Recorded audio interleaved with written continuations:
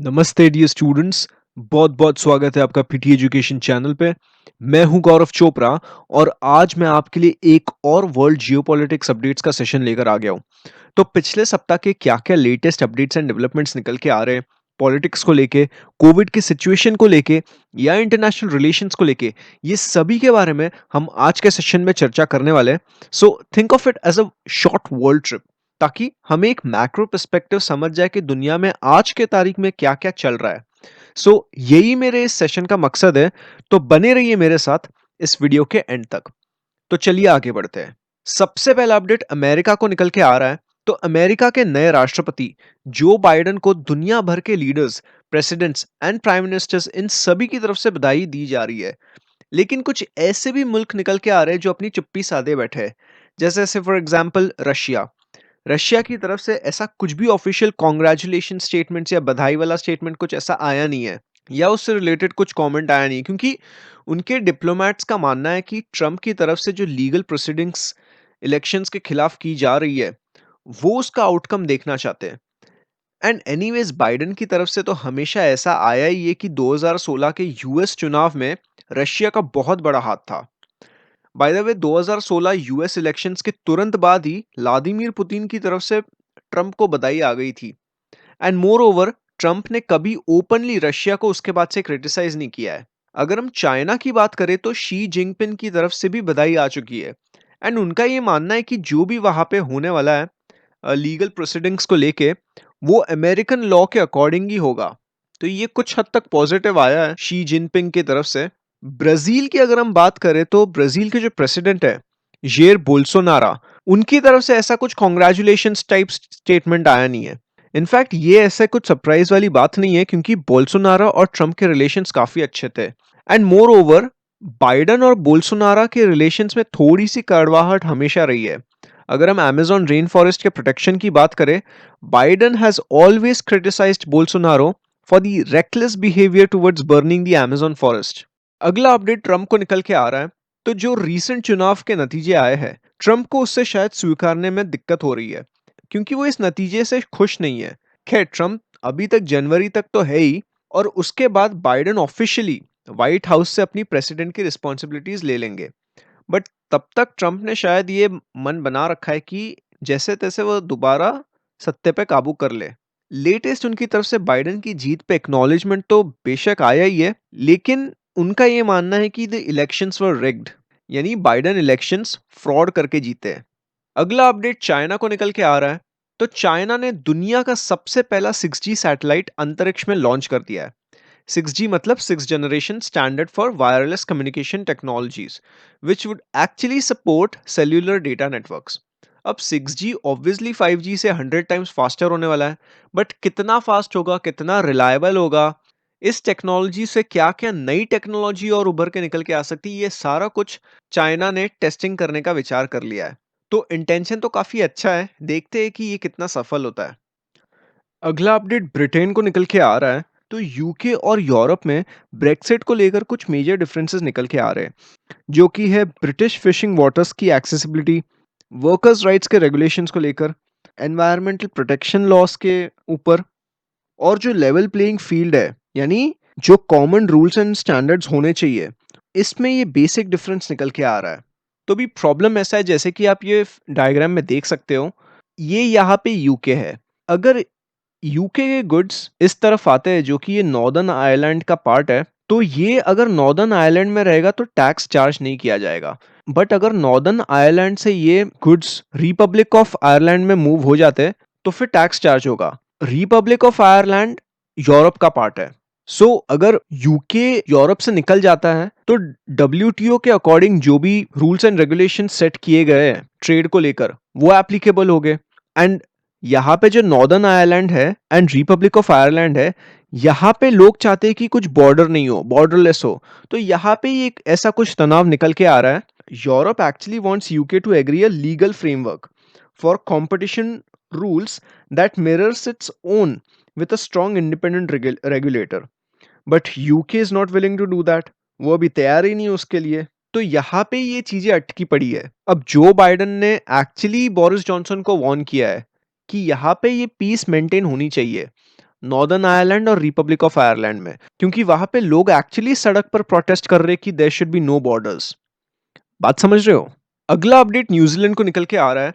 तो हाल ही में न्यूजीलैंड में दो इंपॉर्टेंट रेफरेंडम्स पे चर्चा हुई थी।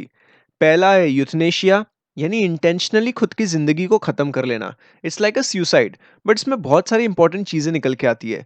सो न्यूजीलैंड में इस रेफरेंडम को मेजोरिटी वोट मिला है और ये अब वहां का लॉ बन जाएगा। That is euthanasia would be legal in New Zealand.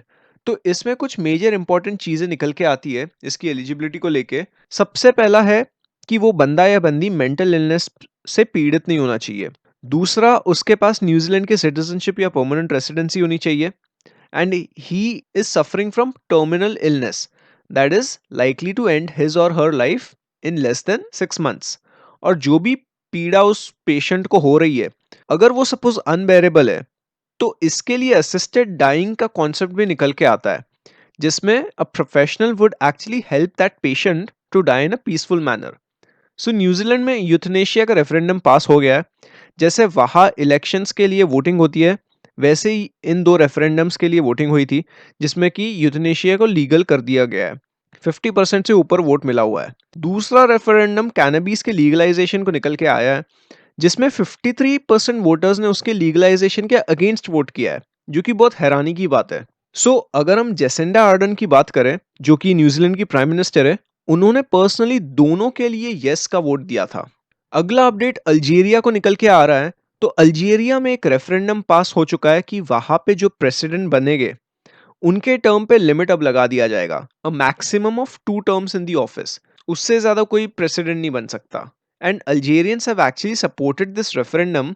करीब 66.8% का वोटिंग मिला हुआ है लोगों की तरफ से। तो इसके दो मेजर कारण निकल के आते हैं। पहला है, it would be easier to establish a new political party. अब क्योंकि अल्जीरिया बहुत समय तक एक अथॉरिटेरियन स्टेट रहा है, यानी सिंगल पार्टी रूल रहा है, तो नई नई पॉलिटिकल पार्टीज का बनना बहुत आसान हो जाएगा। एंड 2019 में जो अबलदेजीज बोतेफ्लिका को रिजाइन करना पड़ा था अपनी प्रेसिडेंट की पोस्ट से, तब से एक न्यू डेमोक्रेटिक एरा अल्जीरिया में देखने को मिल रहा है। तो लोगों में ये उम्मीद जग चुकी है कि और पॉलिटिकल पार्टी बनेगी, ताकि एक अच्छा कॉम्पिटिटिव इलेक्शंस उभर के निकलेंगे। और दूसरा मेजर कारण निकल के आता है कि it would actually enhance the powers of the parliaments end of the judiciary in Algeria. अब आप एक चीज समझ लो कि अल्जीरिया एक नॉर्थ अफ्रीकन कंट्री है, जैसे कि आप यहाँ पे ये देख सकते हो। More over it is a gas exporting nation. And वहाँ के लोगों का मानना है कि सरकार यही गैस एक्सपोर्टिंग चीज को एक्सप्लॉइट करते आ रही है, खुद के लिए पैसे कमा रही है। एंड लोगों में ये पैसा डिस्ट्रीब्यूट नहीं हो रहा है। एंड ऊपर से सरकार क्योंकि मिलिट्री बैक थी, इसीलिए वहाँ के लोगों ने हिरक नामक मूवमेंट चलाया था, HIR के ये। एंड लास्ट ईयर 2019 में ये अब्देलाजीज बोतेफ्लिका को रिजाइन करना पड़ा। ऑफ कोर्स मिलिट्री ने आखिर में इन्हें थोड़ा सा पुश रेजिग्नेशन की तरफ तो दिया ही। Also, one of the major reasons which actually aggravated his resignation was in 2013, he actually suffered a stroke which paralyzed him and impaired his ability to speak। यानी वो हाफ पैरालाइज्ड हो गए थे और उनकी आवाज चली गई थी। तो 1999 से वो सत्ता में थे और 2019 में वो निकल लिए। तो करीब 20 साल का उनका शासन रह चुका है। अच्छा, जो अभी के करंट प्रेसिडेंट है अब्देल मजीद तेबोना, वो 2017 में अल्जीरिया के प्राइम मिनिस्टर बने थे। वेल, हम ये जो रेफरेंडम की बात कर रहे हैं, ये उनकी गैर मौजूदगी में बनाया गया था। This referendum actually took in the absence of mister Tebboune as he was flown to Germany for a treatment which was undisclosed. कुछ लोगों का मानना है कि उन्हें कोविड हो चुका है, क्योंकि उनके साथ जो ऑफिशियल्स काम कर रहे थे, उन्हें तो कोविड हो ही गया है। अब क्योंकि mister Tebboune turned out to be a pick from military, तो जो प्रोटेस्टर्स है हिराक मूवमेंट के, उन्हें तो ये पूरा गवर्नमेंट ही हटाना है, which is backed by the military. अच्छा, बाय द वे, कोई मुझे बता सकता है कि अल्जीरिया 1962 में किस मुल्क से स्वतंत्र हासिल करने में सफल रहा है? अल्जीरिया 1962 तक किसकी गुलामी कर रहा था? मुझे कमेंट सेक्शन में बताओ कि वो कौन सी कंट्री थी जो अल्जीरिया पर राज कर रही थी। अगला अपडेट मोजाम्बिक को निकल के आ रहा है। तो मोजाम्बिक जो एक अफ्रीकन कॉन्टिनेंट के सदर्न मोस्ट साइड में पड़ता है, ये यहाँ पे जैसे कि आप ये देख सकते हो। तो यहाँ पे आइसिस का कहर अब शुरू हो चुका है। करीब 50 लोगों को इन्होंने मार डाला है, डायरेक्टली सर काट दिए, स्पेसिफिकली इस नॉर्दर्न रीजन में। कैबो डेलगाडो में।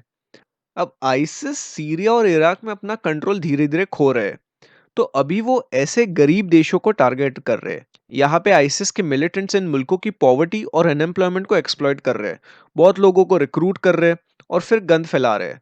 सो essentially they are actually trying to gain territories by getting franchise in these marginal areas. बात समझे? अब आते हैं कोविड के लेटेस्ट अपडेट्स पे। जैसे कि आप ये चार्ट पे देख सकते हो, यूरोप का ये सबसे ऊपर ट्रेंड निकल के आ रहा है, weekly confirmed cases by area. Latin America को कुछ इस तरह से निकल के आ रहा है, डाउनवर्ड डायरेक्शन। यूएस का थोड़ा सा यहाँ से उठ रहा है। अगर हम लेटेस्ट फिगर्स की बात करें, the number of people in the hospital with COVID 19 in America actually reached 65,000, which in itself is a new record. India भी शायद उसी रास्ते पर चल रहा है। As of 14th November Saturday, more than 44,000 new cases were registered और India का भी डेथ रेट 1,30,000 के आसपास अब जा चुका है। अगर हम यूरोप की बात करें, यूरोप में डेथ टोल 3 लाख से ऊपर हो चुका है। अब जैसे कि आप जानते ही हो कि यूरोप में सेकेंड वेव आ चुका है कोविड को लेके। इटली में कोविड डेथ्स अपने सबसे उच्चतम स्तर पर है सिंस अर्ली में। जर्मनी में तो सिचुएशन इतनी बिगड़ गई है कि वहां पे नॉन अर्जेंट ऑपरेशंस को पोस्टपोन कर दिया जा रहा है ताकि वहां बेड्स को अवेलेबल करवाया जाए। फ्रांस में भी कुछ इस तरह का ही दर्दनाक परिस्थिति चल रहा है। The French health minister actually said that in Paris one person was becoming infected every 30 seconds and hospitals were admitting someone with the disease every 15 minutes। तो ये बहुत घातक चीज है।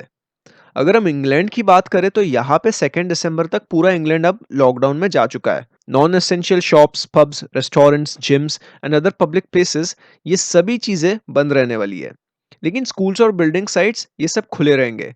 वहाँ की जो फर्लो स्कीम्स है वो और 1 महीने तक एक्सटेंड करवा दी गई है। अब फर्लो स्कीम्स जिन जिनको नहीं पता है, मैं आपको बता देता हूँ। इसमें बेसिकली सरकार उन लोगों को पैसे देती है जिनकी जॉब्स कोविड के वजह से चली गई है।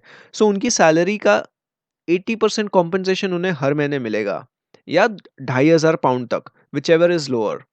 अगला अपडेट फाइजर और बायोएनटेक को निकल के आ रहा है। तो इन्होंने ये प्रॉमिसिंग वैक्सीन निकाली है। तो यूरोपियन यूनियन ने इस वैक्सीन के 300 मिलियन डोसेस को परचेस करने का ऐलान कर दिया है। ये वैक्सीन ने फेज 3 ट्रायल में अच्छे रिजल्ट्स प्रदर्शित किए, जिसमें कि 43,000 लोगों के करीब को वैक्सीन टेस्ट दिया गया था एंड मोटा मोटा 90% इसका इफेक्टिव निकल के आ रहा है। डब्ल्यूएचओ का मानना है कि कोविड के लिए किसी भी वैक्सीन का एटलीस्ट 50% इफेक्टिव होना बहुत जरूरी है। तो कंपनी ने एटलीस्ट ये हर्डल तो टैकल कर लिया है। कंपनी का मानना है, दोनों कंपनी का, कि by the end of this month यानी by the end of November वो इमरजेंसी अप्रूवल के लिए अप्लाई कर देंगे एंड उसके बाद फिर लिमिटेड लोगों को उनके शरीर में ये वैक्सीन दिया जाएगा। यूरोपियन हेल्थ कमिश्नर स्टेला किरियाकियो के मुताबिक ये वैक्सीन डील बहुत इंपॉर्टेंट है। उनका कहना है कि इस वैक्सीन को यूरोपियन मेडिसिन एजेंसी से अप्रूवल लेना पड़ेगा। सारा कुछ सेफ्टी एंड प्रिकॉशंस ध्यान में रखते हुए यूरोपियन यूनियन के लोगों को ये वैक्सीन मिलेगी, स्पेशली जो सबसे ज्यादा पीड़ित मुल्क है जैसे स्पेन और इटली, उन्हें शायद सबसे पहले वैक्सीन दिया जाएगा। इस वैक्सीन के डिलीवरी का टाइमिंग तो खैर अनाउंस किया नहीं गया है, लेकिन स्टेला ने ये जरूर तसल्ली दी है कि ये जल्दी आएगा, ये जल्दी यूरोपियन यूनियन के लोगों को दिया जाएगा। अब फाइजर और बायोएनटेक ने तो कहा है कि बाय द एंड ऑफ 2020 कम से कम 50 मिलियन डोसेस की सप्लाई होगी और 2021 तक 1.3 बिलियन डोसेस का सप्लाई होने वाला है। अच्छा, एक बात आप याद रखिए, ये वैक्सीन 7.7 बिलियन लोगों को जानी है और वो भी 3 हफ्ते में 2 डोसेस एक बंदे को मिलना है। एडिशनली उसका अल्ट्रा कोल्ड कंडीशंस में स्टोर करने की आवश्यकता है, करीब 80 डिग्री सेल्सियस के आसपास। तो आप समझ रहे हो कि वैक्सीन डिस्ट्रीब्यूशन के चैलेंजेस बहुत सारे निकल के आ रहे हैं। ऐसा नहीं है कि वैक्सीन आ जाएगी और कल आपको मिल जाएगी, ऐसा नहीं होगा। There are important logistic problems. In fact there are serious logistic problems. बात समझे? अच्छा, अपार्ट फ्रॉम दिस वैक्सीन काफी कंपनीज अपने फेज 3 ट्रायल में वैक्सीन डेवलप करने में लगी हुई है। उसमें से सबसे प्रॉमिसिंग वैक्सीन एस्ट्राजेनेका का निकल के आ रहा है। एस्ट्राजेनेका और यूनिवर्सिटी ऑफ ऑक्सफोर्ड जो वैक्सीन डेवलप कर रहे हैं, उसके अभी रिजल्ट्स कुछ ही हफ्तों में निकल के आएंगे। इसके अलावा रशिया का जो स्पटनिक है वो बहुत प्रॉमिसिंग निकल के आ रहा है, करीब 92% का सक्सेस रेट दिखा रहा है, जो कि अच्छी बात है। लेकिन ये रिजल्ट्स जो आउटसाइड एनालिस्ट है उनके द्वारा ये अभी तक जांच किया गया नहीं है। बाय द वे, ये स्पटनिक अभी इंडिया में आ चुका है। क्या आप मुझे बता सकते हैं कि कौन से स्टेट में आया है? मुझे कमेंट सेक्शन में बताओ। अभी रिसेंटली आया हुआ है। अब मैंने आपके रेफरेंस के लिए यहाँ पे ये वैक्सीन का वर्किंग लगा दिया है। कुछ इस तरह से निकल के आता है इसका वर्किंग। तो ये इंजेक्शन है जिसमें आरएनए डाला जाएगा। फिर ये इंजेक्शन शरीर में जाएगा। फिर ये वैक्सीन सेल्स के अंदर जाएगा और सेल्स को बोलेगा कि corona virus spike proteins produce करे। अब इससे क्या होगा? इससे immune system basically antibodies produce करेगा and this would actually activate T cells to destroy the infected cells. So मोटा मोटी इस वैक्सीन से T cells and antibodies trigger कर दिए जाएंगे बॉडी में, अगर वो बंदे या बंदी को कोविड हो गया तो। नहीं तो खामाखाम ये चीजें ट्रिगर नहीं होगी। बात समझे? आखिरी अपडेट लेबनान और ईरान को निकल के आ रहा है। तो लेबनान में भी ये महीने के एंड तक लॉकडाउन अनाउंस कर दिए गए। Even Iran for that matter, वहां पे भी रेस्टोरेंट्स और शॉप्स अभी बंद ही रहेंगे। तो धीरे धीरे दुनिया में सेकेंड वेव का खौफ आ रहा है एंड देखते हैं कि इंडिया में ये चीज कैसे पैन आउट होती है। क्या आपको लगता है कि इंडिया में सेकेंड वेव आएगा या यहाँ तक कि हम इसे टैकल कर जाएंगे? मुझे कमेंट सेक्शन में आपके ओपिनियन जरूर बताइए। ठीक है, सो वेल आज के लिए बस इतना ही रखते हैं। This was all about a weekly round up in world politics. Hope आपको ये सेशन यूजफुल रहा होगा। आपको कौन सी न्यूज़, कौन सा अपडेट इंटरेस्टिंग लगा, मुझे कमेंट सेक्शन में बताओ। ठीक है, so if you like this video make sure you hit that like button, share this video with your like minded friends, colleagues, और अगर आपका कोई सवाल या सुझाव हो तो उसे कमेंट सेक्शन में जरूर बताइए। We now come to an end to this session. Here are some useful resources for you from PD family. Make use of these. उम्मीद करता हूँ ये सेशन आपको पसंद आया होगा। नमस्ते। जय हिंद।